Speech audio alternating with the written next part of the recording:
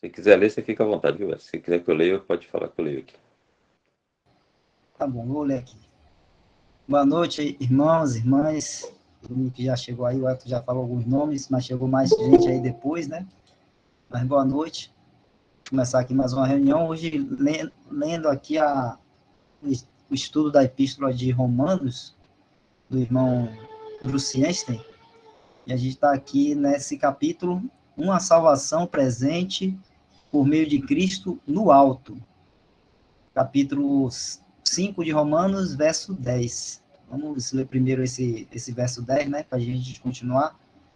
Então, Romanos, capítulo 5, o verso 10 fala: porque se nós, sendo inimigos, fomos reconciliados com Deus pela morte de seu Filho, muito mais, tendo sido já reconciliados, seremos salvos pela sua vida.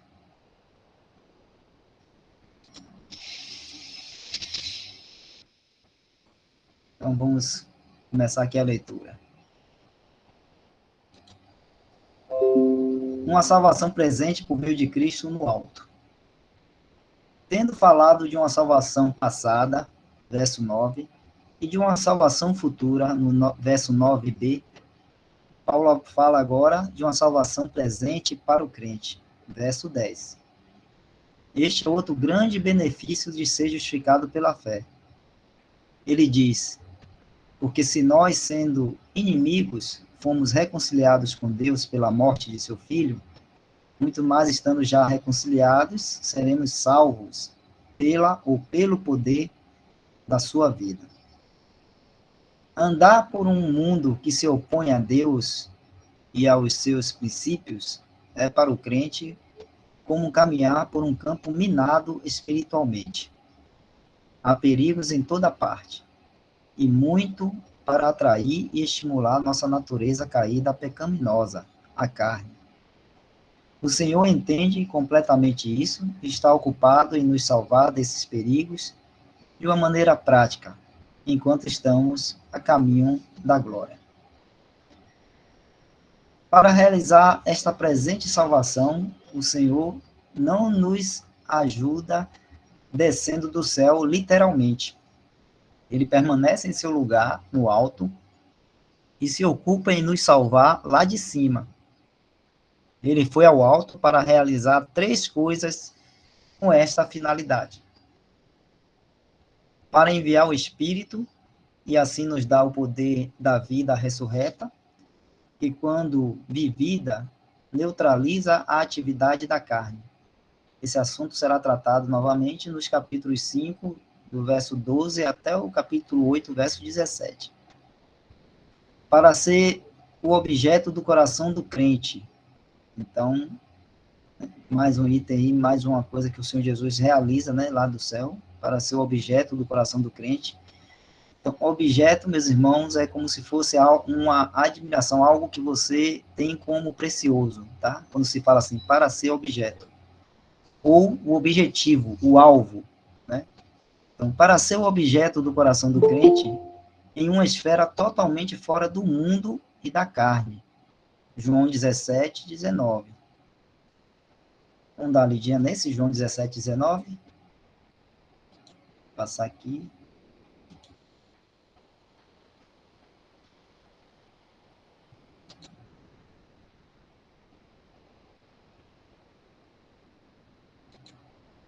João capítulo 17, verso 19.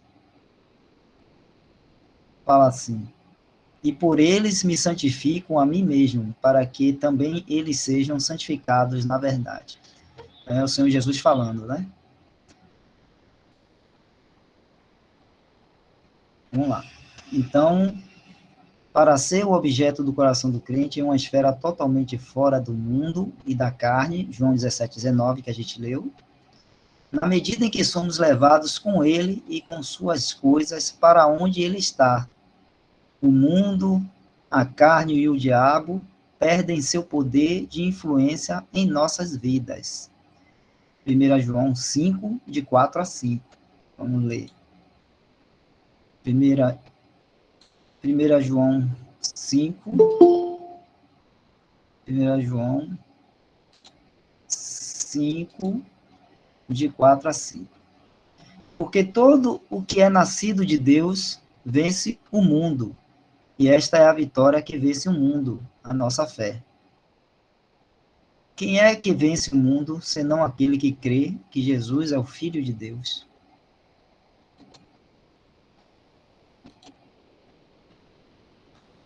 Bem, e a terceira coisa que o Senhor está fazendo por nós desde lá do céu é para interceder por nós em nosso caminho no deserto, como nosso sumo sacerdote, pelo qual somos salvos dos muitos perigos espirituais no caminho da fé.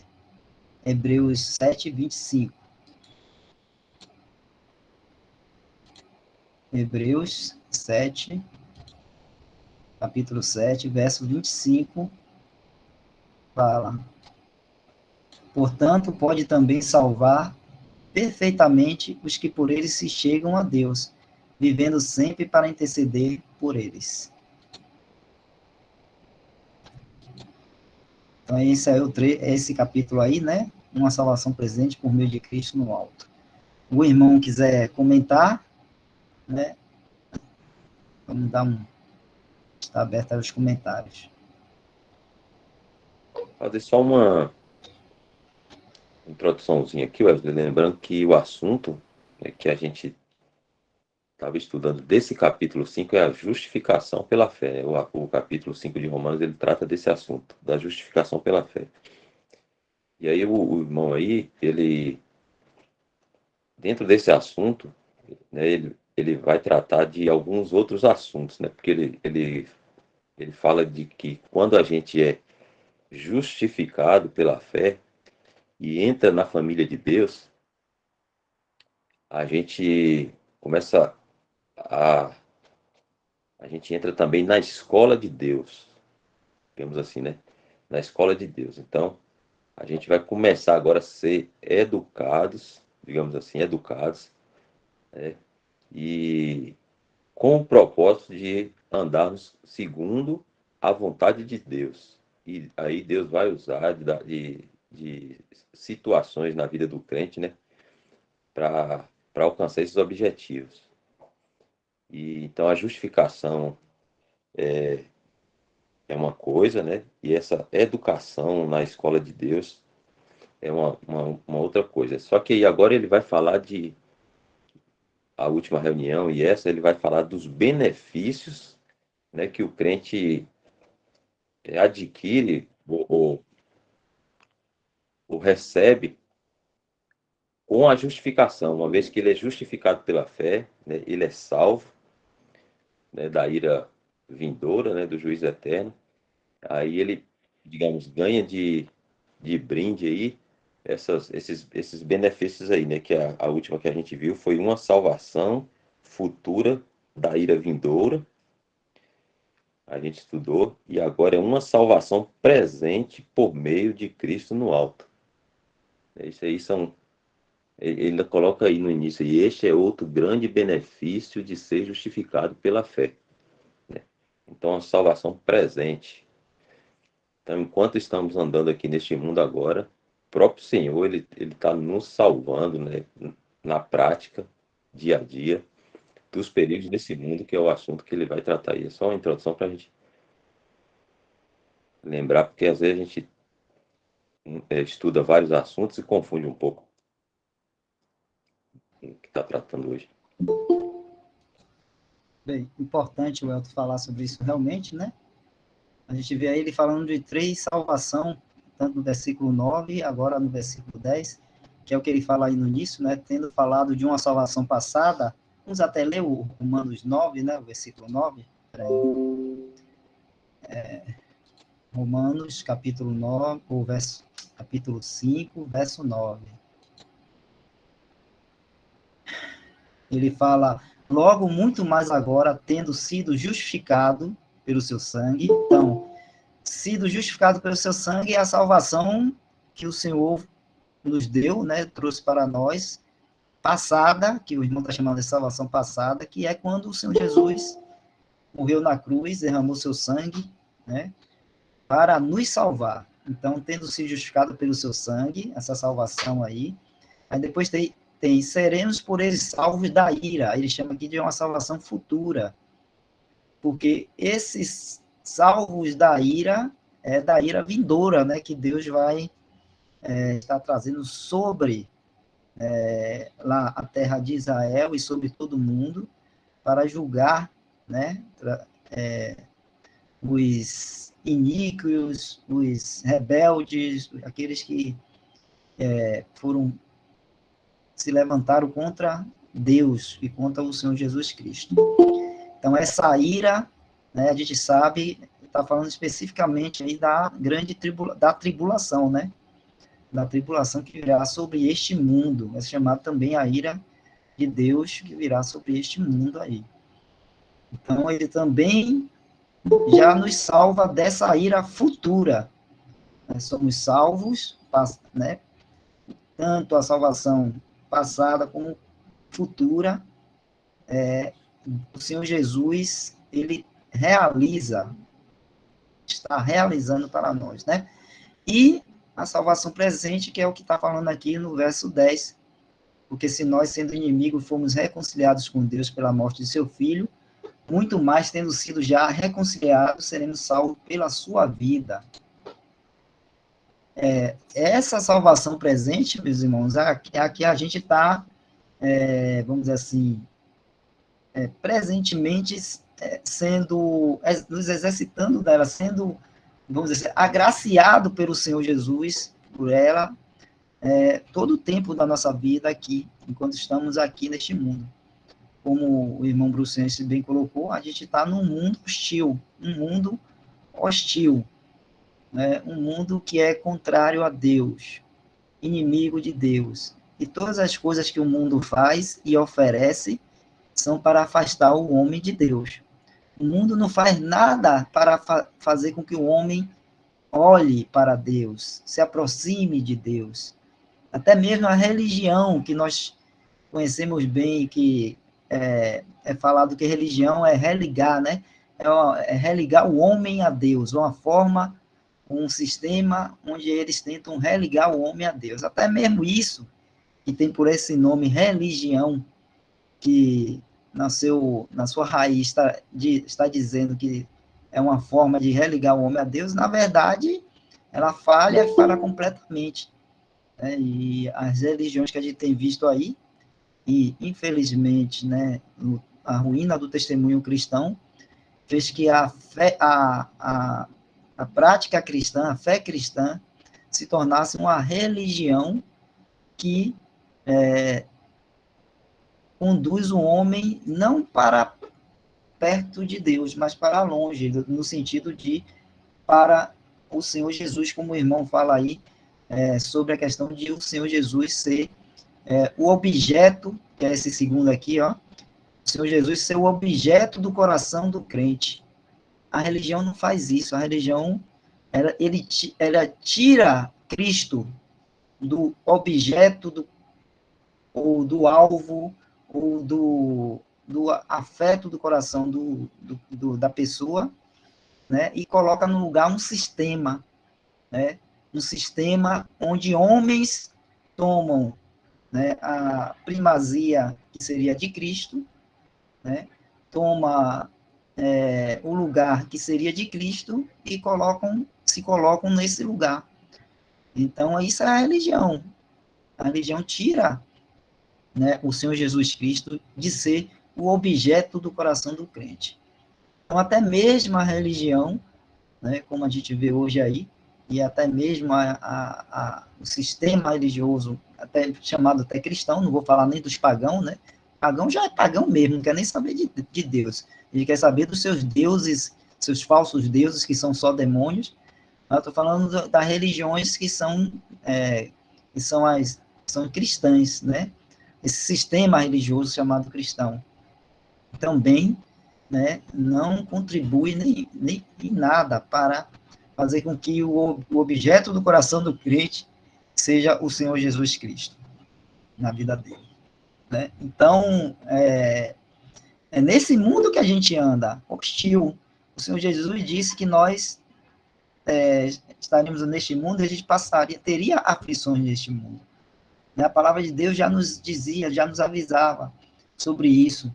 Por quê? Por causa dessa hostilidade e dessa inimizade do mundo para com Deus. Então, eles não são, como é inimigo de Deus e não quer saber de Deus, e faz de tudo para afastar o homem de Deus. Então, aqueles que são cristãos, que buscam, né, que têm o favor de Deus, são, assim, pela salvação em Cristo, né, nessa justificação que a gente leu aí, são feitos filhos de Deus, esses também, né, não vão ter um lugar neste mundo, ou alguma coisa neste mundo que possa realmente desfrutar, né, para trazer o seu coração, a sua mente, o seu olhar para Cristo. Não vai encontrar neste mundo. Então, o que acontece? Se estamos nesse mundo hostil, vamos passar por dificuldade, por tribulações, por momentos realmente difíceis, e o Senhor Jesus, né, que nos salvou, quando morreu na cruz e derramou seu sangue lá por nós, que nos salvará da ira futura, quando ele vier e nos levar, antes da tribulação, quando ele vier e nos levar para estar para sempre com ele. Então, ele nos salvou, nos salvará e nos salva, que é a salvação presente, né? Ele nos salva. Então, a nossa confiança, né, o nosso descanso, ao sabermos que estamos neste mundo hostil, temos aqui ainda a carne, né, tem ainda o inimigo das nossas almas, fazendo de tudo para perdermos essa comunhão com o nosso Deus e com o Senhor Jesus, a gente ter a confiança e o descanso da palavra de Deus, que nos diz que o nosso Senhor Jesus Cristo, ele intercede por nós, ele, né, ele nos ajuda a passar por esse deserto aqui, essa peregrinação que nós estamos nesse deserto, que é este mundo aí.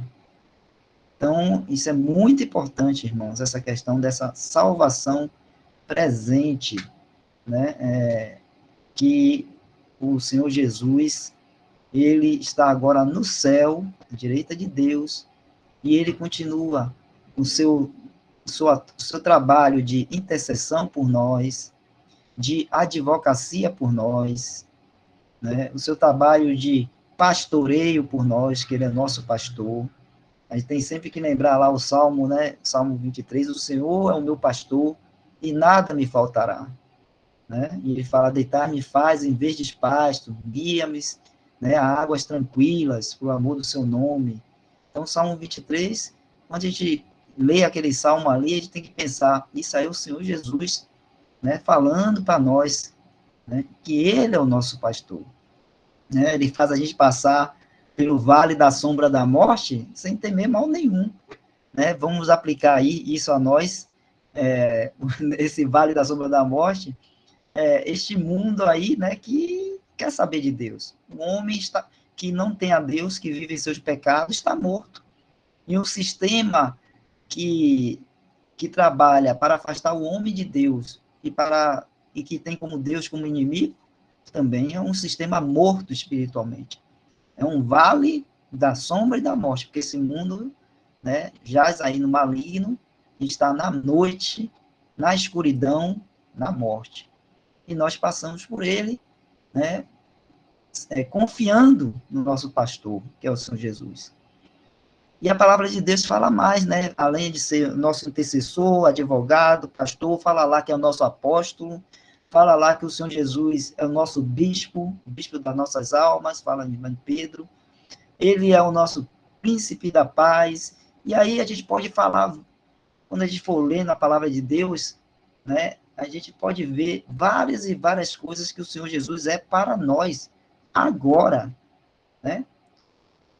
Agora. E todas essas coisas nos anima e nos dá a confiança, a fé, né? Confiando aí no que a palavra de Deus diz e fala sobre o nosso Senhor Jesus e como ele mesmo falou para nós, que ele estaria fazendo por nós, né, como a gente leu ali em João 17, 19, a gente leu. Então, a gente tem essa confiança e essa fé de poder ser salvos presentemente pelo Senhor.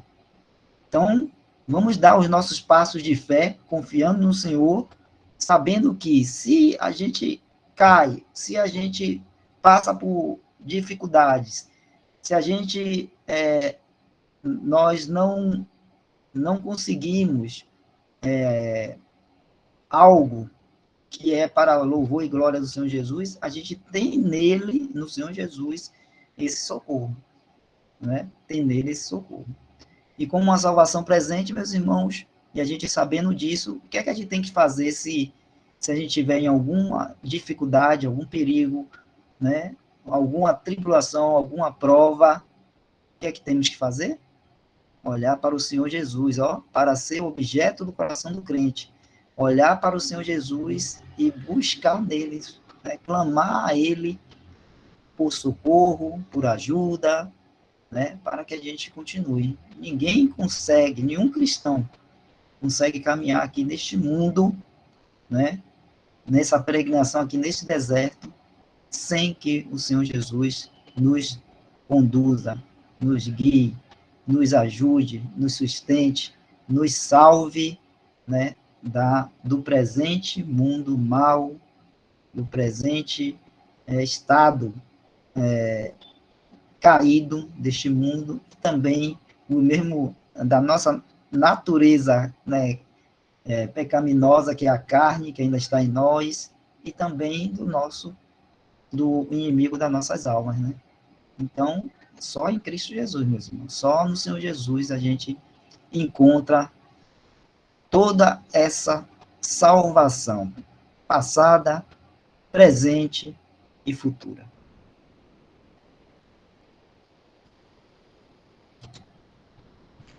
Só lembrando aí para os irmãos que chegaram, né, depois da leitura, a gente está lendo aí do livro de Bruciense, que é Uma Salvação Presente por Meio de Cristo no Alto. Fala dessa salvação, né, prática que o Senhor opera em cada cristão aqui nesse mundo enquanto caminha, né, nesse deserto. Só para os irmãos que chegaram aí. E o Wesley falando aí, eu me lembrei de um versículo que é João 15, versículo 5, se o Wesley puder pôr aí.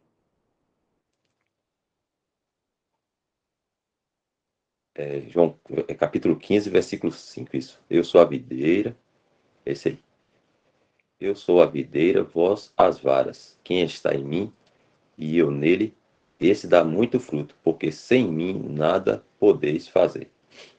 E um tempo atrás eu li um trecho do livro de Definições Doutrinais que fala da advocacia de Cristo, né? E eu tenho até ele separado aqui, eu vou compartilhar pequeno com os irmãos aí, que é muito interessante a gente saber o que o Senhor ele faz por nós. E também da gente conhecer esse o como é que fala? O conteúdo, né, desse versículo aí de João, porque sem mim nada podeis fazer, né? Às vezes a gente lê, passa assim desapercebido, mas é bom a gente compreender bem isso que a palavra diz aí. Eu vou compartilhar a tela aqui, acho que vai acabar caindo aí, mas é rapidinho, só para ler um trechinho do texto aqui, que eu tenho ele Ok, Ivan. separado aqui.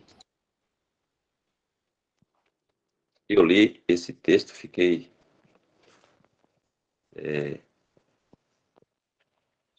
admirado, né, com o irmão coloca assim, ó, advocacia, advocacia de Cristo, né, definições doutrinais. A advocacia refere-se àquele que assume a causa de outro. Na Escritura, ela é aplicada ao Senhor e também ao Espírito Santo, traduzido como Consolador. em João 14, 16, 26, 15, 26, 16, 7. A advocacia do Senhor tem a ver com a sua obra em restaurar crentes à comunhão com Deus. O pecado interrompe a comunhão do crente com Deus. Arrependimento e confissão o restaura, a comunhão com Deus.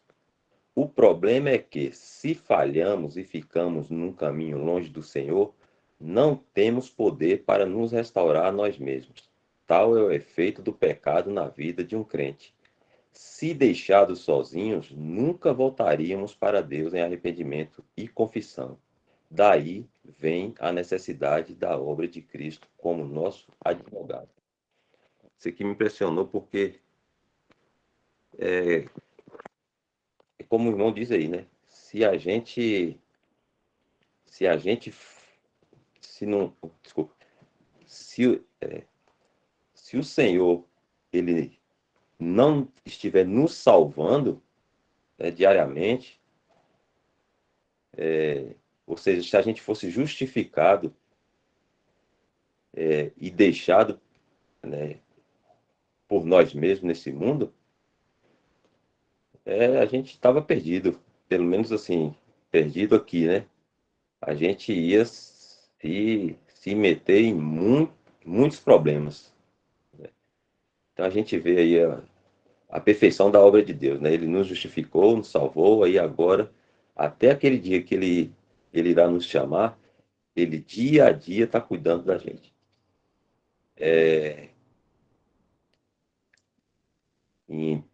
Acho que é 1 a Pedro 1,5, 1,3, que fala que.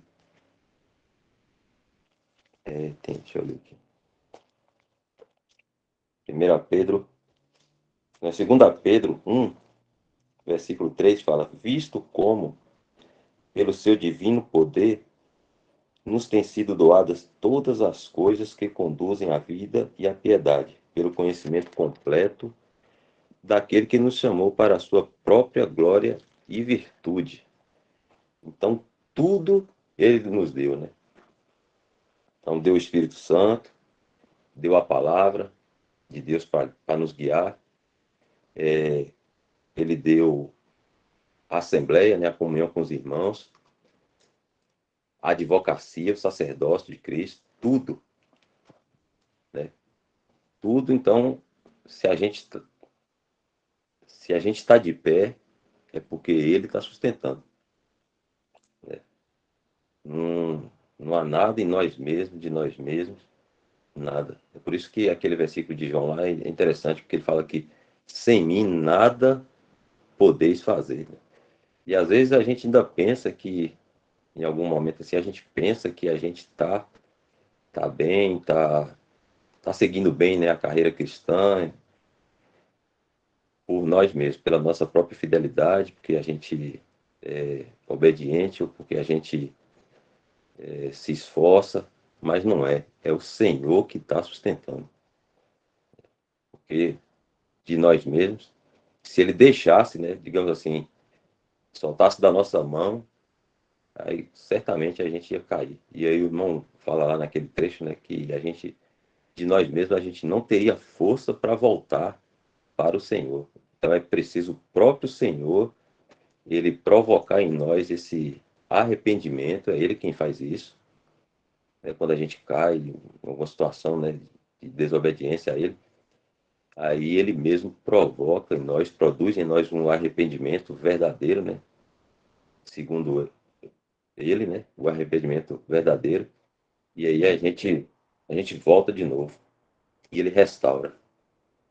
Então essa questão aí da salvação presente é interessante, né? É completa. A salvação do Senhor, de Deus, né? Para com o cristão é completa, né? Salvou, está salvando e salvará no arrebatamento.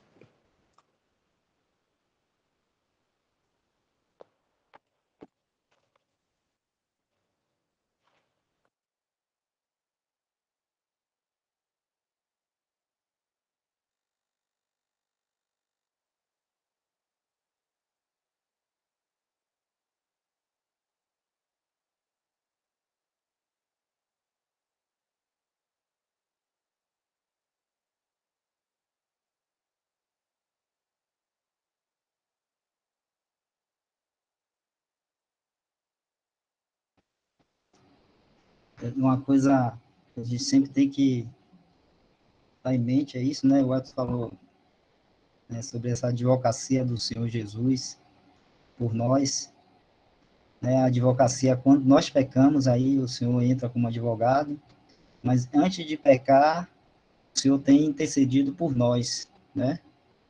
Ele intercede por nós.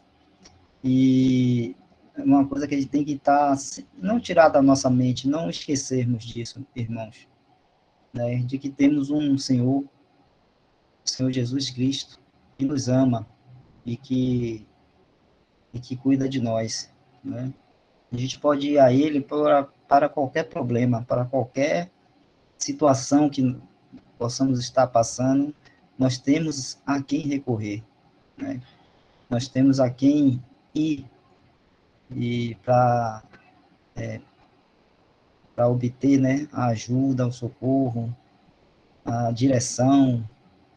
Então, nós temos um Senhor que cuida de nós, que nos ama, e está conosco, perto de nós. A gente sabe que Ele está no céu, né? Mas Ele está lá no céu e intercede por nós, e nos ajuda. Ele enviou o Espírito, como foi esse primeiro ponto, né? Aí que o irmão Brucentes fala, para enviar o Espírito, e assim nos dá poder da vida ressurreta. Então, ele subiu ao céu e ele fala lá no Evangelho de João que não ia nos deixar só, né? E aí ele envia o Espírito Santo para estar conosco, né, para sempre. Então, são coisas que a palavra de Deus nos fala, nos mostra, nos ensina, para que possamos ter um coração assim descansado na pessoa do Senhor Jesus. Passamos por provas, passamos, dificuldade, passamos, mas a gente tem que estar nessa fé de que o Senhor Jesus, e o nosso Deus, Pai, Ele nos ama e cuida de nós. Então, que a gente possa sempre estar trazendo isso na mente, né, na nossa mente, coração, e, né, recorrer na hora, recorrer a Ele. Como é que a gente faz isso? Na oração, né? Busca o Senhor em oração, né, em estar em comunhão com Ele, né, próximo a Ele, né, para a gente estar, né, tendo esse socorro nas horas mais incertas. A gente sabe que o Senhor, ele não desampara nenhum dos filhos dele. Então, mesmo que às vezes ele se afaste e nem busque ao Senhor em oração, né, isso aí só vai fazer com que ele sofra mais, né? Sofra mais. Mas o Senhor vai estar cuidando, né? Todas as coisas, o Senhor não vai permitir que nada aconteça na vida de um filho de Deus, e de um discípulo servo do Senhor, de uma ovelha sua, que nada aconteça que não seja, né, para o bem, né, do cristão, daquele que ama a Deus, daquele que ama o Senhor Jesus. A gente sabe que o bem, né, para nós, se a gente tem como objeto do nosso coração, do crente aí, né, como ele fala, a pessoa do Senhor Jesus Cristo, então para nós, o bem para nós será sempre a glória do Senhor Jesus. Que ele seja glorificado, né? Como João Batista falou, né? Que ele cresça e eu diminua. João Batista falou isso quando viu o Senhor Jesus.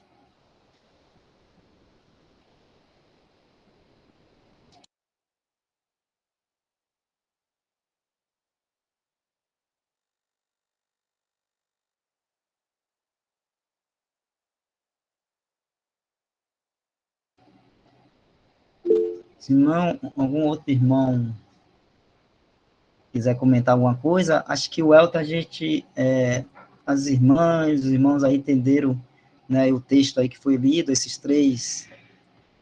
três finalidades aí, essas três finalidades que o Senhor Jesus, lá do céu, tem se ocupado, né, por nós aí, e Se tiver alguma coisa assim que seja comentado mais, pode falar.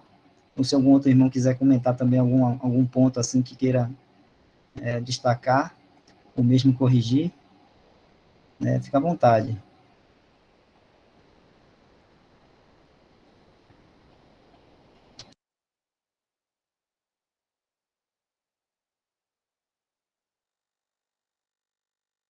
Esses 3 pontos aí que são mencionados, que o Senhor está fazendo lá do alto, é algo muito precioso, como os irmãos têm trazido, e realmente em Hebreus, ele é visto como o sumo sacerdote, que intercede por nós para que nós não pequemos.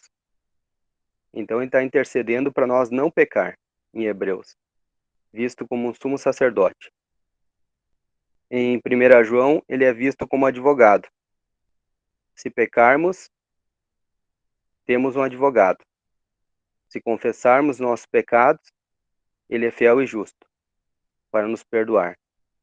Então, lá ele intercede para que nós confessemos. Em Hebreus, para que não pequemos. Mas se pecarmos, ele atua como advogado para que confessemos. E se pecarmos e não confessarmos, e insistirmos no pecado, aí vem a terceira intercessão dele, que daí na verdade é mais um julgamento, que daí é em Apocalipse, quando ele aparece como juiz, que é aquele que anda no meio dos 7 castiçais, né, julgando. Como o apóstolo Pedro escreveu, né, o julgamento começa pela casa de Deus. Então, recapitulando, em Hebreus ele atua como sumo sacerdote para que nós não pequemos.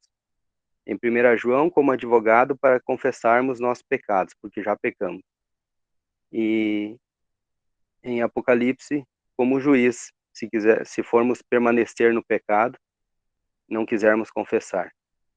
E aí, como juiz, ele traz juízo, né, julgamento, disciplina muitas vezes. E voltando em relação a esses 3 pontos, o primeiro ponto é muito interessante, é muito precioso, porque ele fala para enviar o Espírito Santo e assim nos dar o poder da vida ressurreta. O que é isso, o poder da vida ressurreta? Esse é o poder de uma vida em ressurreição, uma vida que superou a morte. Isso nós podemos ver, se o irmão puder pegar, é Romanos capítulo 8. Romanos 8, versículo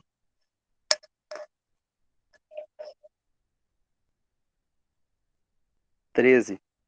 Romanos 8, 13. Que diz: porque se viverdes segundo a carne, morrereis. Mas se pelo Espírito Santo, mortificardes as obras do corpo, vivereis. Então, isso que o irmão Bruce Jansen está trazendo lá, para enviar o Espírito e assim nos dar o poder da vida ressurreta, que quando vivida neutraliza a atividade da carne, o que é isso? Isso é uma vida em ressurreição. Isso é uma vida vivendo realmente no poder da vida ressurreta do Senhor. Porque quando ele diz em Romanos, porque se viver de segundo a carne morrereis, morrer, o sentido é debilidade. Não é necessário força para morrer. Pelo contrário, é necessário debilidade para morrer. Então, se viver de segundo a carne, morrereis. Mas o que é esse morrereis aqui? Não é a morte física, mas é a morte espiritual. É perder comunhão com Deus, esse morrereis aqui. Então, se viver de segundo a carne, morrereis. Vai perder comunhão com Deus, se tu quiser viver segundo a carne. Mas se pelo Espírito mortificardes as obras do corpo, o que é mortificardes? Não é algo de debilidade, é algo de poder. É necessário poder para mortificar as obras do corpo, para colocar as obras do corpo no lugar de morte. Então, se pelo Espírito esse poder não está em nós, não é, como é que eu posso explicar? Esse poder não é a partir de nós. mas esse poder está em nós através do Espírito Santo. Por isso que é se pelo Espírito mortificardes as obras do corpo, os desejos da carne, né? Aí vivereis. Então, morrer é debilidade, mas mortificar é poder. Aí voltando para aquilo que o irmão Bruciansten escreveu lá,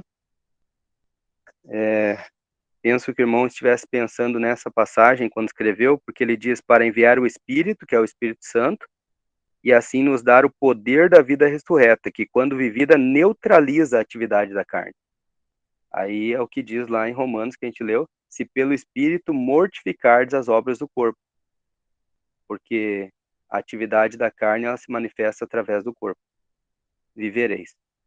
Então isso é muito precioso esse primeiro ponto, e que o Senhor está fazendo, né, nessa salvação da vida, na salvação presente, né, hoje, que Ele está fazendo em nós, né.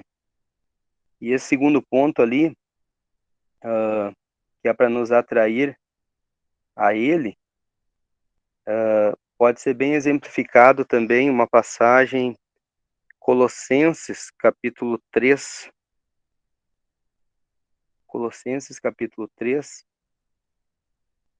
o versículo 1, diz assim: portanto, se já ressuscitastes com Cristo, buscai as coisas que são de cima, onde Cristo está assentado à destra de Deus.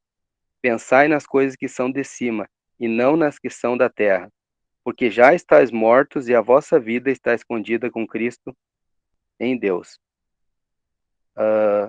Então, esse segundo ponto é bem interessante, porque ele está falando de olhar para onde o Senhor está, ser atraído para Ele. Se já ressuscitastes com Cristo, aos nossos olhos, nós ainda não passamos por ressurreição. E talvez nem passaremos por ressurreição. Se o arrebatamento ocorrer e não tivermos passado pela morte, não necessitaremos ressurreição. Mas aos olhos de Deus, segundo a nossa posição, ou seja, a contemplação de Deus, como Deus nos contempla, é como se já tivesse tudo terminado. Como se nós já estivéssemos já nessa posição ressurreta em Cristo, que é uma posição de poder, que é o que ele falou do primeiro ponto ali. E isso o apóstolo ele começa a desenvolver nesse mesmo capítulo 3 de Colossenses, porque ele vai tocar nesse ponto aqui de poder também da vida ressurreta, a partir do versículo 4 e 5, que ele diz assim, ó: quando Cristo, que é a nossa vida, se manifestar, então também vos manifestareis com ele em glória. Então ele deixa claro que ainda não ocorreu isso, mas Deus já vê nós como ressuscitados com Cristo. Mas ainda não ocorreu. Quando Cristo se manifestar, vai acontecer esse momento em glória. Porém, enquanto ainda estamos aqui, agora ele fala desse poder, né, que é pelo Espírito. Mortificai, pois, os vossos membros que estão sobre a terra. E aí ele traz os pecados, né? Claro, não é uma lista completa, né? A fornicação, a impureza, a afeição desordenada, a vil concupiscência e a avareza, que é a idolatria, pelas quais coisas vem a ira de Deus sobre os filhos da desobediência. E aí segue. Então, voltando lá para aquilo que o irmão Bruciansten mencionou, no segundo ponto. Então, o objeto do coração do crente para poder mortificar essas coisas deve ser o Senhor, deve estar olhando para cima. Se realmente fôssemos obedientes a ponto de estarmos olhando para cima, mesmo em nossas ocupações ordinárias da vida aqui, mas continuássemos olhando para cima, teríamos mais poder na nossa caminhada cristã. Mas infelizmente sabemos que não é bem assim, né? Falhamos muito, né? E isso é algo que devemos sempre confessar ao Senhor. O terceiro ponto é que eu já mencionei, né? Que ele é como sumo sacerdote, né? Isso é em Hebreus, né? Até o irmão cita ali, Hebreus 7:25. Então lá ele está atuando como nosso sumo sacerdote. Um detalhe interessante é que esses 3 pontos aqui, que fala da nossa salvação presente, eles são bem relacionados com o livro de Hebreus, porque fala de algo que é transitório. É algo que não vai permanecer essa atuação para sempre com a mesma necessidade que nós temos aqui. Porque quando estivermos com o Senhor, não vamos ter essa necessidade, não seremos necessitados disso, né, no mesmo nível que somos hoje, né? Ainda teremos o Espírito Santo, sim, mas não teremos mais a carne. Ainda teremos o Senhor, sim, mas não estaremos distante dele. Segundo ponto, né? Estaremos com ele. E ainda teremos um Senhor lá, mas não mais como sumo sacerdote, que é o terceiro ponto, e sim como o nosso esposo, né? Marido, né? Porque haverá as bodas do Cordeiro.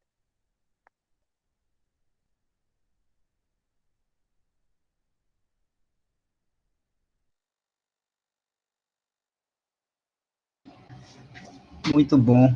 Coisas só excelentes e preciosas para nós. Né? Os irmãos, as irmãs, aí a gente possa estar meditando e sempre trazendo aos nossos corações e mente essa preciosidade que é o nosso Senhor Jesus Cristo para nós.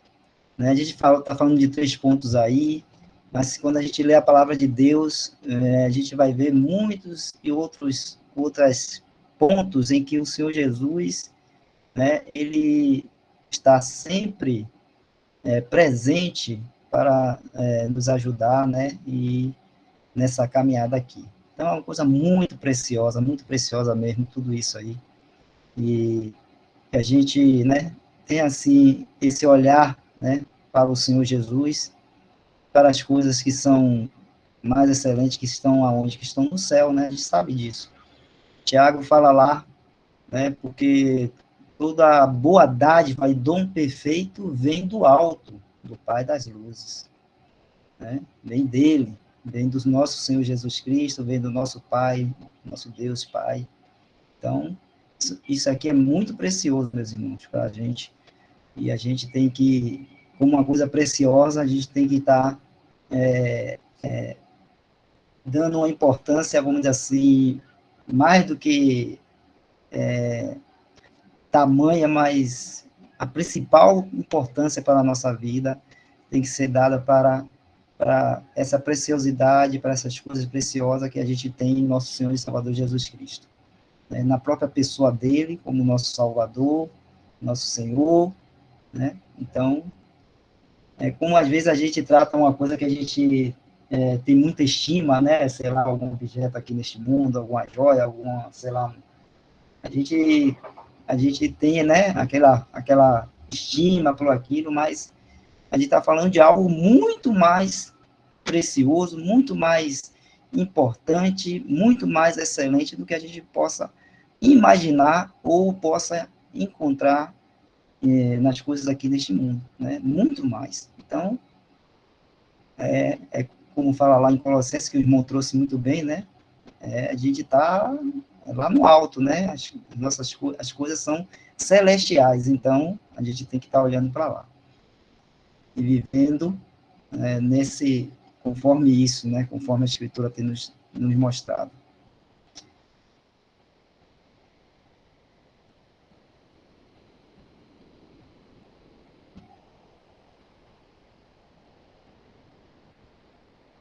Deixa eu ver aqui se tem alguma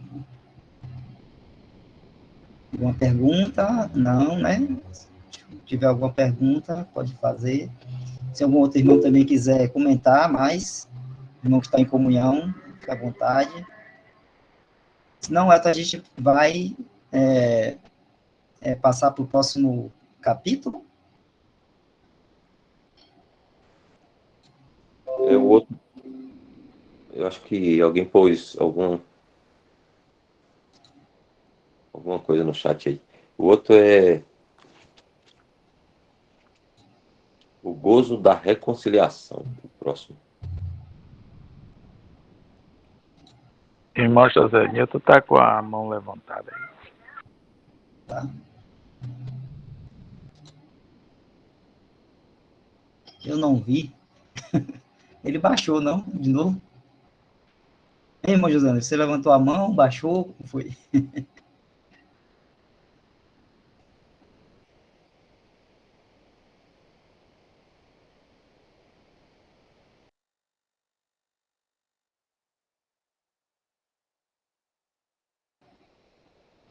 Então, acho que está tranquilo, né? Esse ponto aqui, né, esse capítulo aqui, uma salvação presente por meio de Cristo no alto, foi bem, vamos dizer assim, bem comentado, bem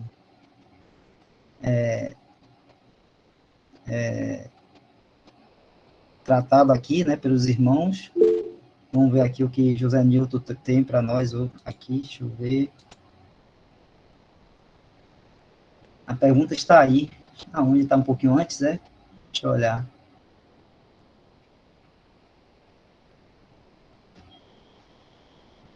Irmão, seria possível ler Romanos 1,18, é isso? Vamos lá. Romanos, capítulo 1, verso 18. É isso? Ler Romanos 1,18?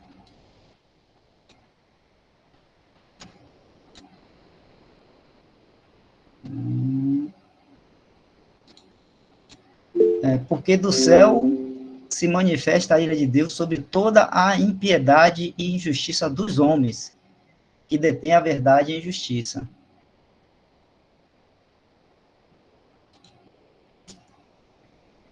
Sim. Aí o irmão está perguntando. Obrigado, irmão Alexandre. Pois é, acredito que esteja aí a explicação sobre essa ira que é presente, pois alguns irmãos entendem ser o trono branco, mas não é outro, mas não é. Hoje vivemos de piedade e justiça dos homens. O homem tem sido injusto e esconde a verdade. Irmão, mas a ira que a gente leu do capítulo de Romanos 5 é a ira futura, né? Está falando da ira futura ali, que Deus vai trazer sobre os homens, né? E esse porquê do céu se manifesta a ira de Deus sobre toda a impiedade e justiça dos homens, que detém a verdade e a justiça, né? Que até mesmo, vamos dizer assim, agora, sobre o governo de Deus, né? Deus tem tratado também com esses homens aí, esses homens justos, mas ainda não tem tratado, né, de forma, vamos dizer assim, definitiva, como ele tratará, né, na época da tribulação, né, no período da tribulação. Entendeu?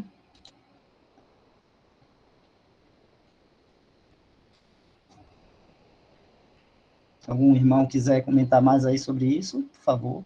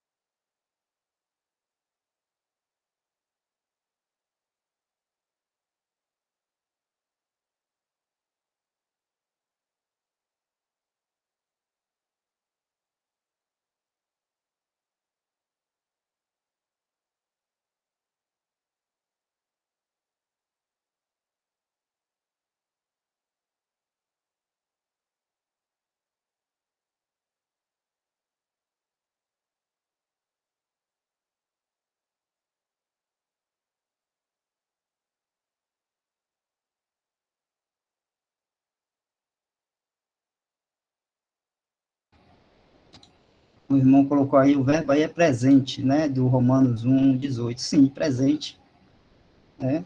A gente tem na palavra de Deus vários momentos em que Deus, né, ele manifesta a ira dele, mas todas aí indicando para um futuro onde essa manifestação da ira irá se cumprir de forma definitiva para então ser instalado o reino milenal. Então, vou dar exemplo.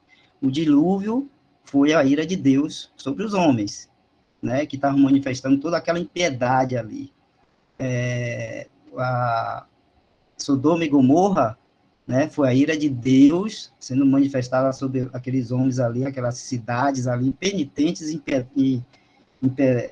sem piedade nenhuma, né? Então, ira de Deus. E quando Deus tratou com o povo egípcio ali, com o rei Faraó, e libertando o povo de Israel, ali também foi manifestar a ira de Deus sobre, né, aquele povo ali pagão, né, o povo egípcio que está representando ali o mundo também, né? O povo de Israel foi usado, né, um instrumento de Deus para trazer também a ira de Deus sobre muitos povos ali naquela terra de Canaã, que eram impenitentes e, né, à medida da impiedade deles, da iniquidade deles, chegou a tal nível que Deus, então, através do instrumento do povo dele, Israel, trouxe sua ira sobre aqueles povos. Então, tudo isso Deus trata, né?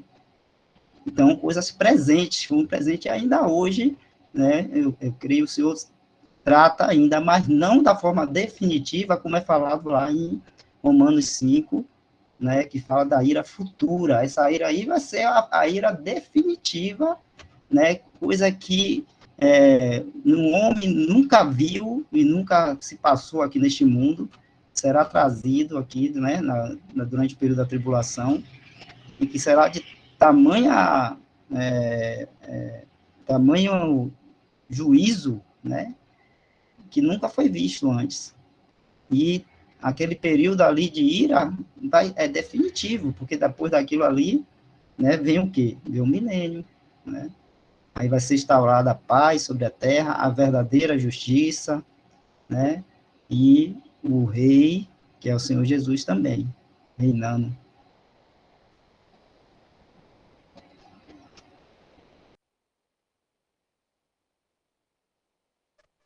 Apesar da ira já ter sido manifestada, ela ainda não foi executada. Por quê? Porque hoje, nessa atual dispensação da graça, ou dispensação da igreja, como John Nelson Darby costumava chamar, o atributo de Deus que está sendo manifestado é misericórdia. Então, Deus está em paciente misericórdia, suportando os pecadores e convidando-os a irem a Cristo. E de todas as dispensações, são 13, todas as eras, né? É o período de tempo que mais Deus está tolerando em misericórdia paciente o pecador. Ou seja, o seu atributo misericórdia está de fato sendo manifestado ao extremo. Mas isso terá um fim. Chegará o momento em que ele irá julgar, sim, com justiça. E nessa atual dispensação, nós sabemos que estamos em uma companhia celestial com privilégios elevadíssimos, dos quais não temos o menor merecimento. Toda a honra é do Senhor e seremos livrados dessa hora da tentação que o irmão estava mencionando que virá, que é o período de tribulação, e também seremos livrados da condenação eterna. Porque a ira de Deus não está somente relacionada ao período de tribulação, mas também a condenação eterna está inclusa nisso. Ou condenação perpétua, não se poderia chamar assim. Então, apesar dessa ira ter sido manifestada, ela ainda não foi executada. Misericórdia de Deus. O atributo dele hoje é misericórdia. No milênio, o atributo de Deus será manifestado, será a justiça. Porque Cristo estará reinando aqui. A justiça reinará. Hoje, a justiça sofre. Não há justiça no mundo. Hoje há mais injustiça do que justiça. E Deus está tolerando. Hoje é chamado Dia do Homem. Ainda não se cumpriu esse tempo. Deus está tolerando. Hoje ainda está se cumprindo o que fala do tempo do gentil, né, do dia do homem. Ainda está rodando esse tempo, fora da profecia. Mas chegará um momento que Deus encerrará isso, e Ele tratará. No milênio, a justiça reinará, Cristo estará reinando. E no estado eterno, após o milênio, a justiça habitará, não haverá mais injustiça, nem pecado, nem morte, nem dor.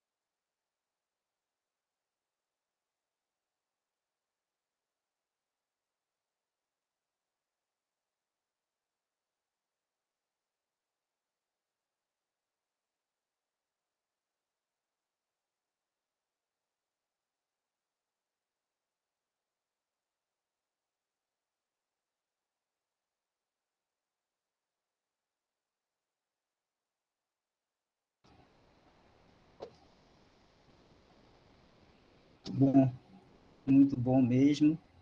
A gente sabe, né, que o nosso Deus, ele é longânimo, né? Ele é paciente e longânimo. E estamos agora nesse período, nesse tempo, onde ele, né, por graça, está salvando, mas não deixa, né? Não deixa de avisar a todos, sobre a ira vindoura, né? Sobre a ira vindoura. E que esse dia vai chegar, né? Esse dia vai chegar. Então, mas que agora ele está fazendo o quê? Salvando.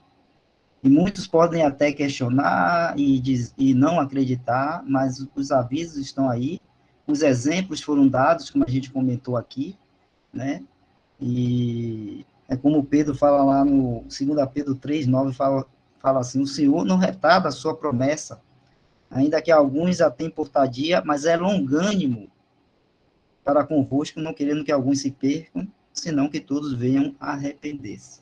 Então, tempo de salvação, de graça, né, de amor, de estar, vamos dizer assim, obtendo, né, essa preciosa salvação, né, crendo no Senhor Jesus. Esse é o tempo que nós vivemos, o tempo da graça. Mas, né, que um dia a gente sabe vai virar, então, o período né, em que Deus vai derramar sua ira, sua justiça, será, vamos dizer assim, imposta, né, e aqueles que são rebeldes e não querem, né, receber essa salvação, vão ter que passar por isso aí. Nós, graças ao Senhor Jesus Cristo, né, não passaremos por isso. Graças ao Senhor Jesus. Welton, continuamos? Ou... Tem como você colocar, só rapidamente aqui um detalhe desse Romanos 1:18, lá naquela Bíblia sua. Sim, sim, sim. Apareceu aí? Agora você consegue abrir as outras versões, tudo junto, clicando em cima do nome no Sim, Romanos? sim. Aqui, né? É em cima do RM 1:18. Ah, tá. Clique em cima que aparece as outras versões. Apareceu aí? Agora, algumas dessas aí aparece: pois do céu é revelada a ira de Deus contra toda impiedade e A e justiça. B. A e B, né? A TB também, tradução brasileira: a ira de Deus é revelada do céu contra toda impiedade e injustiça. Sim. A ira de Deus se revela do céu, né? Bruce Yancey fala no comentário do livro de E Romanos. J.N. Darby também, né? João Nelson Darby também. Né? É revelada, E, aqui. Né? porque a gente sabe que Romanos é o evangelho explicado, né? Então, como Deus arquitetou a salvação do homem, né? Então, essa revelação da ira de Deus não era conhecida no Antigo Testamento. Então, por isso que ali, em algumas versões, aparece é 1,18, né? A ira de Deus se revela do céu contra toda impiedade. Acho que aqui fala deixa eu ver. O versículo do irmão José Nilton é Romanos 1. 18. Esse aí mesmo, né? É esse aí mesmo. Mas acho que ele colocou manifestada, né? Na corrigida está manifesta, né? O Manifesta. céu se manifesta. Então parece assim que é uma coisa, como ele falou lá, que é uma coisa para hoje. Que está acontecendo agora.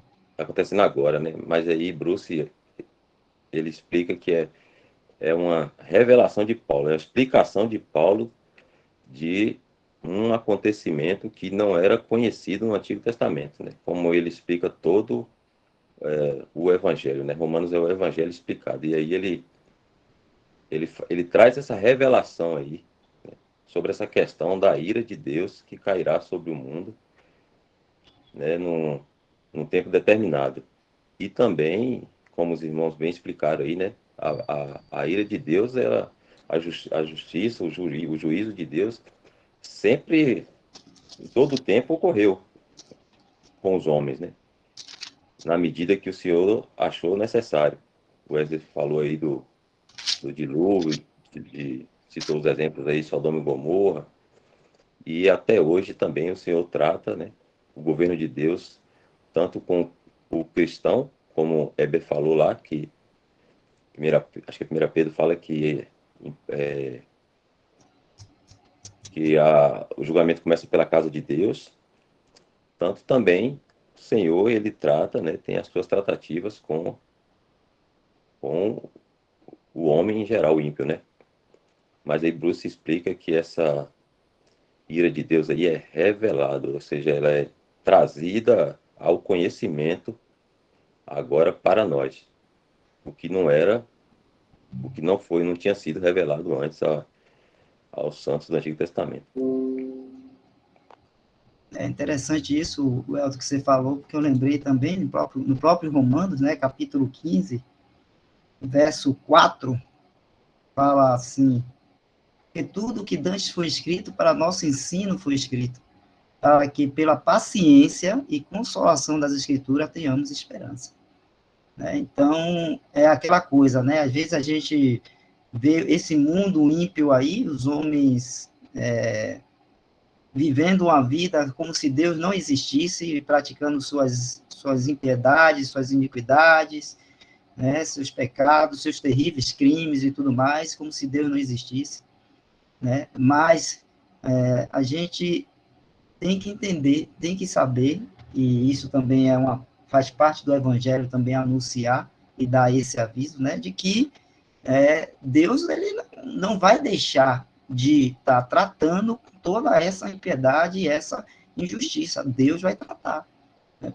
Por isso que está falando lá em 1,18, né, revelada, dos céus se manifesta ou é revelada, porque Deus vai tratar com tudo isso. Então, é aquilo que eu tinha falado no início também, né? Porque tudo que antes foi escrito para o nosso ensino foi escrito. O que é que a gente lê lá no Antigo Testamento? Quais são os exemplos que Deus nos deu e nos mostrou? Né, para mostrar para a gente que ele não deixa de tratar. Trata sim. Né?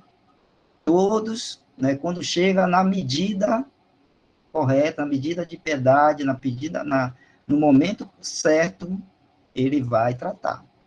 Né? Então, o que foi escrito antes lá para nós é exemplo, né? O dilúvio é exemplo, Sodoma e Gomorra é exemplo, e aí vai, né? exemplo para nós de que Deus não deixa passar em branco essas coisas, não. Né? Como a gente gosta de falar o ditado, né? Deixar passar em branco, não. Ele vai tratar. Né? Ele vai tratar.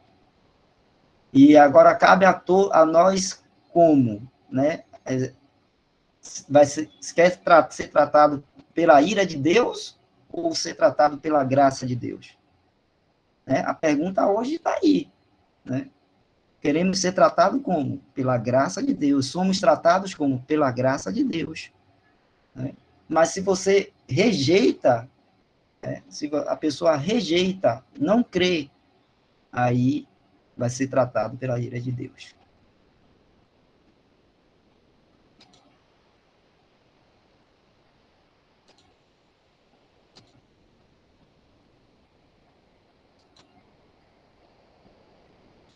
Eu estava falando e não gostei o versículo, não foi? Não foi, Welton? Apareceu aqui. Apareceu? Então é isso aí. Tá bom. Deixa eu voltar aqui para a guia do Bruce Einstein.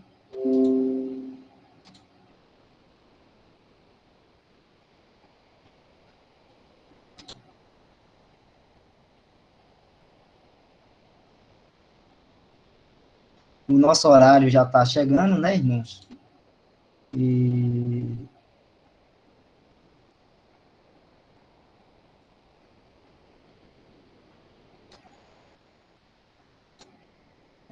nosso horário já está chegando, né? A gente vai passar para esse aqui, né, o Etal agora. Deixa eu ver aqui. O gozo da reconciliação, capítulo 5, de 10 a 11. Não é isso, Welton? Esse aí é. Então aí você grava Beleza. aí. Eu gravo aqui para passar para os irmãos. Passar para os irmãos. Deixa eu adicionar aqui no favoritos, né? Então, a gente vamos estar, se não tiver mais nenhum comentário de algum irmão, ou alguma pergunta de alguma irmã, ou um irmão, ou se não tiver, a gente vai estar encerrando.